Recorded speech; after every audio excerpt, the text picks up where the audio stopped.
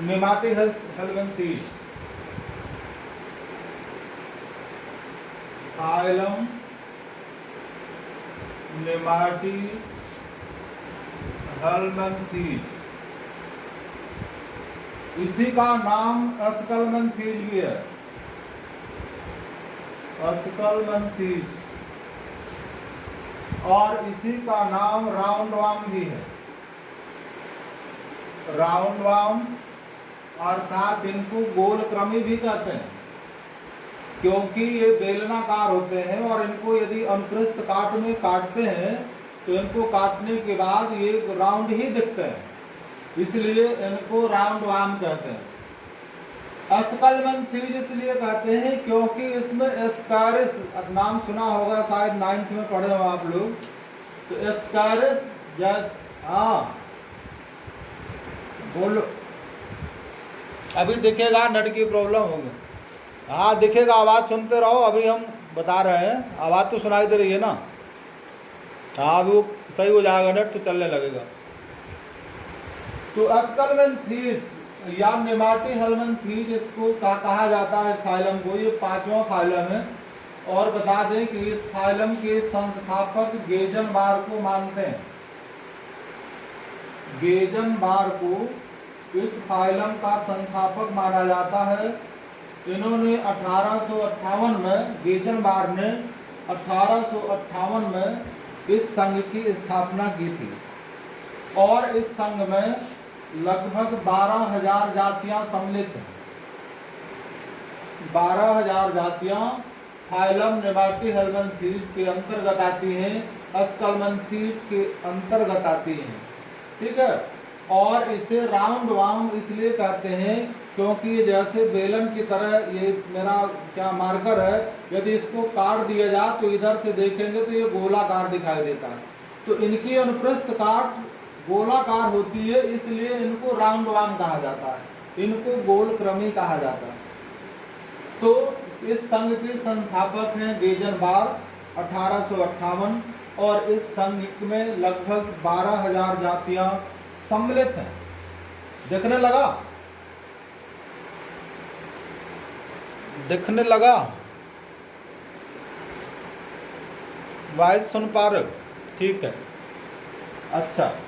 अब मैं आपको बताता हूं इसके करैक्टर्स, मेन चीज है, इस किसी भी फाइलम के करैक्टर्स के बारे में जानकारी होना जरूरी है। बता दो कि इस फाइलम के जो भी सदस्य होंगे वो स्थलीय होंगे, स्थल में मिलने वाले होंगे, लेकिन अधिकांश सदस्य इस फाइलम के ये जलीय होते हैं, एक्वाटिक होते हैं।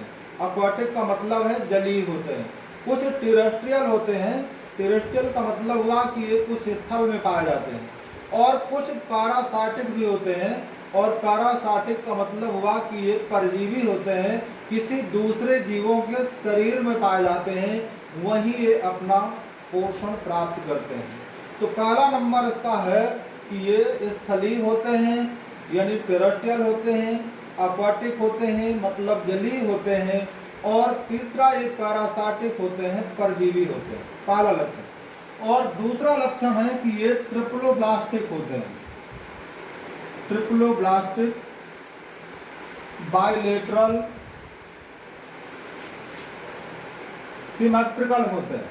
ये चीज को आपको ध्यान में रखना पड़ेगा, क्या होता है ये ट्रिप्लोब्लास्टिक, यानी इनकी बॉडी में 3 स्तर होते हैं, बॉडी में इनके 3 स्तर पाए जाते हैं, और वो 3 स्तर मैं आपको बताता हूं। बॉडी का जो सबसे बाहर का स्तर होता है, बॉडी के सबसे बाहरी स्तर को एक्टोडर्म कहते हैं, यानी बाह्य स्तर। फिर बीच के स्तर को मीजोडर्म कहते हैं, और फिर सबसे अंदर के स्तर को एंडोडर्म कहते हैं, यानी बाह्य स्तर, मध्य स्तर और अंतः स्तर। 3 स्तर से मिलकर शरीर बनता है, इसलिए ट्रिप्लोब्लास्टिक है, यानी। और एक बाइलेटरल, बाइलेटरल का मतलब होता है द्विपार्श्व सममित, यानी किसी जीव को मध्य भाग से यदि सीधा अनुलंब काटा जाए तो उसके दो समान भाग बन जाए तो उसको कहा जाता है बायलैटरल सिमेट्रिकल। जैसे मान लो सर्प हो या पक्षी हो, पक्षी को मध्य भाग से काटें तो एक पंख, एक पैर एक तरफ, एक आंख और ये सब आधी चोंच एक तरफ, और दूसरी तरफ एक पैर एक पंख आधी पूंछ आधी आंख एक तरफ, यानी मध्य भाग से ऐसे अनुलंब काटने पर जीव शरीर के दो समान भाग अलग होते हैं, तो उसको कहा जाता है बायलैटरल सिमेट्रिकल, द्विपार्श्व सममित। तो दूसरा लक्षण है कि ये ट्रिप्लोब्लास्टिक होते हैं, बायलैटरल सिमेट्रिकल होते हैं, ये दो लक्षण हो गए। तीसरा लक्षण इनका ये है कि इनकी जो बॉडी होती है, बॉडी वाल, इनकी जो देह भित्ति जिसको कहते हैं, जो इनकी बॉडी वाल होती है उसमें क्यूटिकल का मोटा आवरण होता है। किसका? क्यूटिकल। क्यूटिकल पाई जाती है, उपचर में इसको कहा जाता है।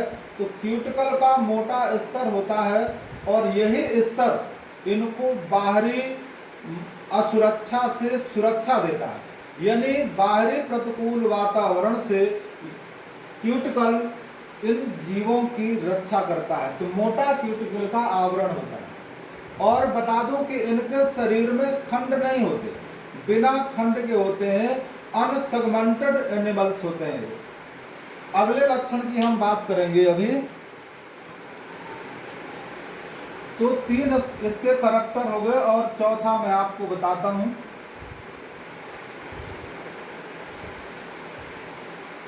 चौथा लक्षण है, इस संघ के जंतु यूनिसेक्सुअल होते हैं, एकलिंगी होते हैं, यानी मेल इनका और फीमेल दोनों सेपरेट होते हैं। मेल फीमेल एक साथ नहीं होते, मेल अलग होता है और फीमेल अलग होता है। तो ये यूनिसेक्सुअल होते हैं। अगला लक्षण जो पांचवा इसमें है, इनमें जो उत्सर्जन क्रिया होती है, जो हानिकारक पदार्थों को शरीर से बाहर निकालने का जो प्रोसेस है, उस प्रोसेस को एक्सक्रेशन कहते हैं, उत्सर्जन कहते हैं। बता दो कि उत्सर्जन की क्रिया ये इनमें कुछ अंगों द्वारा होती है, जिनको प्रोटोनेफ्रीडिया कहते हैं। प्रोटोनेफ्रीडिया का मतलब हुआ प्राथमिक वृक्क। जैसे वृक्क माने किडनी होता है, किडनी को गुर्दा कहते हैं और किडनी को वृक्क भी कहते हैं, लेकिन इनमें वृक्क विकसित अवस्था में नहीं होते, तो इनको कहा जाता है प्रोटोनेफ्रीडिया, यानी हमारी किडनी के समजात अंग होते हैं इनमें, जिनको प्रोटोनेफ्रीडिया कहते हैं, प्राथमिक वृक्क कहते हैं। इन्हीं के द्वारा इनमें उत्सर्जन की क्रिया होती है। और अगला नंबर जो छठवां है, इनमें ब्लड सर्कुलेशन और रेस्पायरेशन नहीं होता। इनमें ब्लड सर्कुलेशन नहीं होता, यानी रुधिर परिसंचरण नहीं होता, और इनमें रेस्पायरेशन भी नहीं होता, यानी ये श्वसन क्रिया नहीं करते हैं। क्यों? क्योंकि ये बना बनाया ग्लूकोज ये मानव शरीर में हो या किसी परजीवी में हो, वो सीधे अवशोषित करते हैं, ऑब्जॉर्ब करते हैं, इसलिए इनमें ब्लड सर्कुलेशन भी नहीं होता और इनमें रेस्पायरेशन श्वसन भी नहीं होता। नंबर सातवां अगला लक्षण इसमें है कि इनमें जंतुओं में रिप्रोडक्टिव ऑर्गन सर्वाधिक विकसित होता है। रिप्रोडक्टिव ऑर्गन यानी इनमें जनन तंत्र सबसे ज्यादा विकसित होते हैं, मेल में भी और फीमेल में भी। नंबर आठवां, इनके अग्रभाग में, अग्रभाग मतलब मुख भाग जिसको कह सकते हैं, अग्रभाग में माउथ होता है, मुख होता है, और माउथ के साथ साथ कुछ संवेदी अंग होते हैं, सेंसिटिव ऑर्गन होते हैं, जो बाहरी वातावरण की संवेदना को ग्रहण करते हैं। जैसे हमारे नाक, कान और आंख होते हैं, बाहरी वातावरण को मतलब वो हम तक पहुंचाते हैं, कैसा वातावरण उसकी फीलिंग कराते हैं। ऐसे इनमें बाहरी वातावरण की संवेदना को प्राप्त करने के लिए कुछ अंग पाए जाते हैं, जिनको संवेदांग कहते हैं। तो अग्रभाग पर माउथ और संवेदांग इनमें से पाए जाते हैं। तो ये इसके लक्षण हो गए, मूल लक्षण है इसके फाइलम नेमाटीहेल्मिन्थेस के।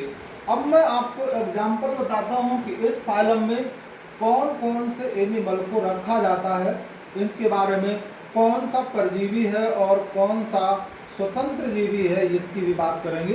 देखते हैं एग्जाम्पल।